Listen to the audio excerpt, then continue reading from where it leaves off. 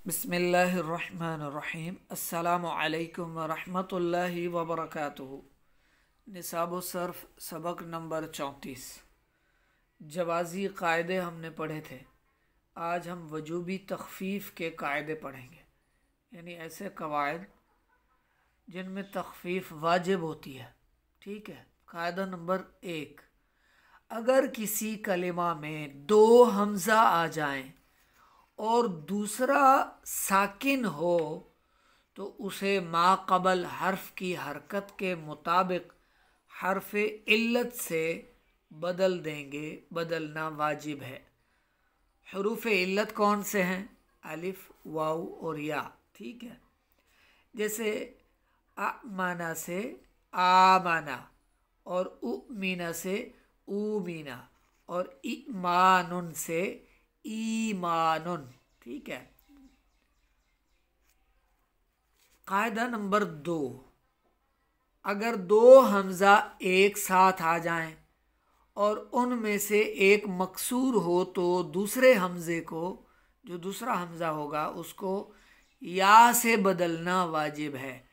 जैसे जा इन, असल में ये था जा ये उन, जा ये उन।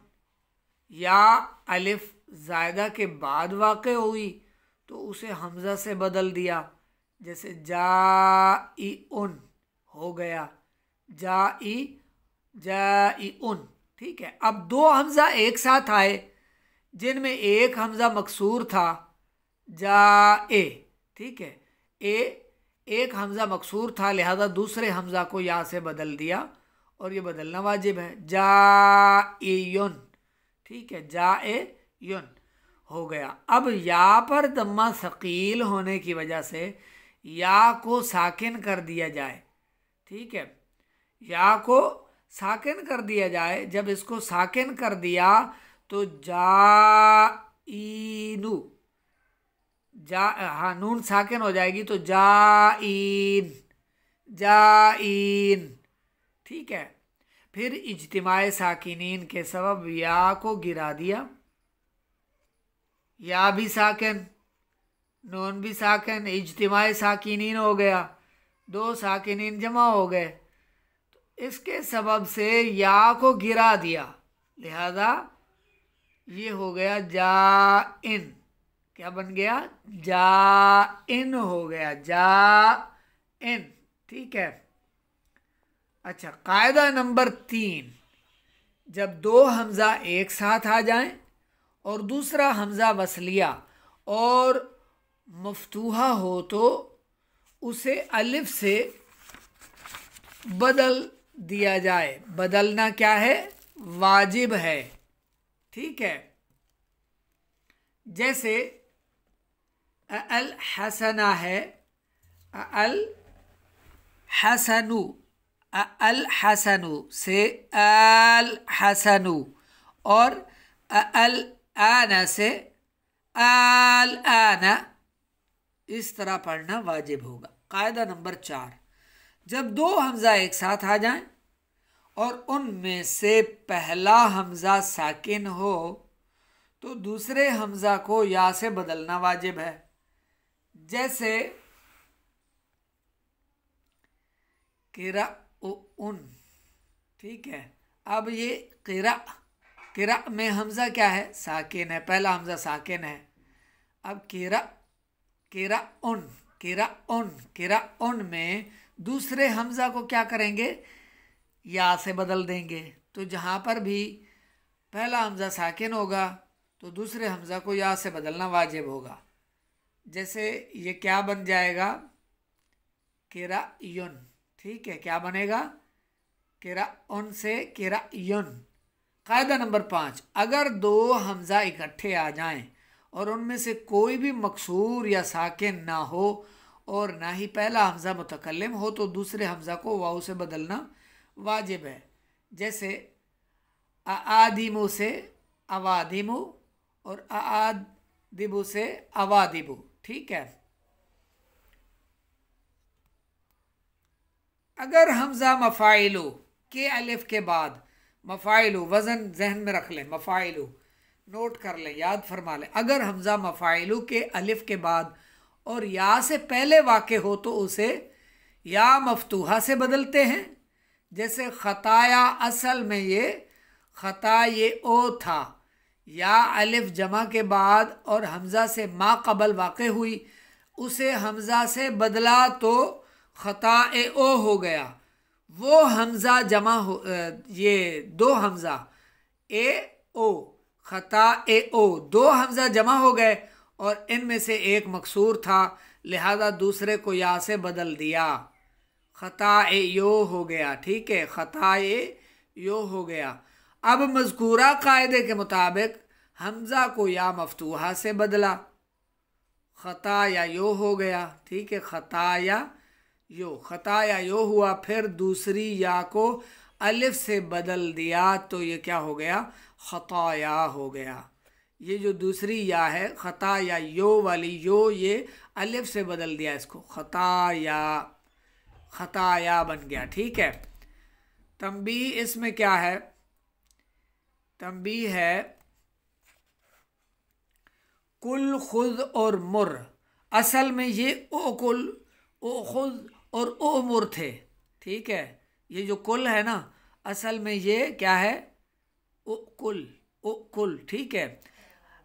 अच्छा, ये बात आपको अब समझ में कुछ ना कुछ आ गई होगी कि जैसे रादिन, मादिन, बाज़ जगह पर ऐसे अजीब लफ्ज़ होते हैं और उनमें से अगर कोई तालिब, कोई स्टूडेंट चाहे कि इसका असल मादा मालूम करे तो कंफ्यूज हो जाता है। क्यों कन्फ्यूज़न का शिकार होता है, उसे इन कवायद का पता नहीं होता। जब वो महमूज़ के इन कवायद या एक तखफ़ीफ़ और तखफ़ीफ़ जवाज़ी और तखफ़ीफ़ वजूबी का इल्म होगा तो वो कंफ्यूज नहीं होगा, उसको पता चल जाएगा कि ये असल में क्या था और फिर ये किस तरह तखफ़ीफ़ इसकी होते होते इसकी ये शक्ल हो गई। ठीक है। तो कुल असल में क्या था, ओ कुल, और खुद असल में क्या है, ओ खुद। मुर, मुर असल में ओ मुर था। कायदा नंबर 1 के मुताबिक ओ कुल, ओ खुद और ओ मुर होना चाहिए था, लेकिन कसरत इस्तेमाल की वजह से दूसरे हमज़ा को गिरा दिया गया। ठीक है, फिर हमज़ा वसलिया की ज़रूरत ही ना रही, लिहाजा इसे भी गिरा दिया तो ये कुल, कुल हो गया। ठीक है। और खुद और, तो ये कुल, खुद और मुर हो गए। सही है। और नंबर 2, मुर अगर दरमियाने कलाम में वाक़े हो, मुर अगर दरमियाने कलाम में वाक़े हो तो उसके दूसरे हमज़ा को बाकी रखा जाए।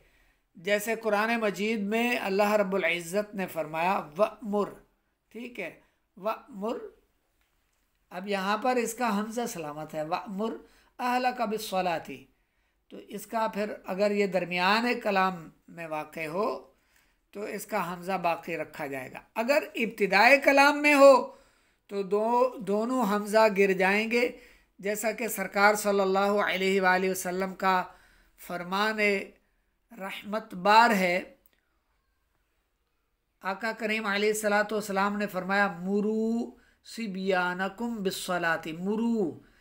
अब देखें, मुरू में इसका यानी ओ मुर ये था तो ओ मुर, ये पिछले हमज़ा दोनों इसके गिर गए। ठीक है, मुरू सिबियानकुम बिस्सलाती।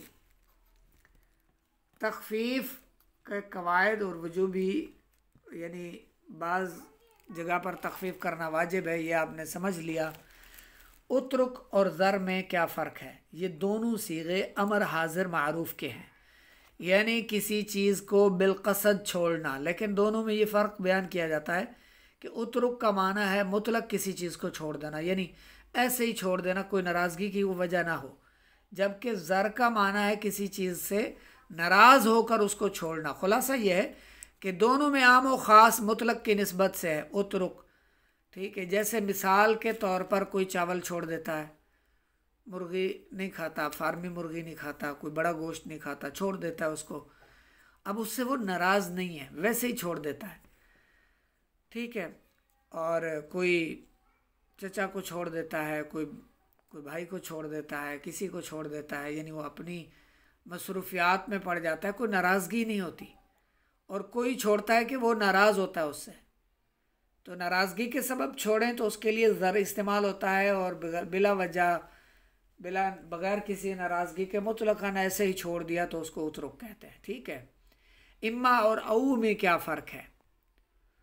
इम्मा और औ में, दोनों में फ़र्क यह है कि इम्मा के साथ जिस अम्र के लिए वो आया है उसी के लिहाज से बिनाए कलाम शुरू होती है और इसी वजह से उसकी तकरार वाजिब है।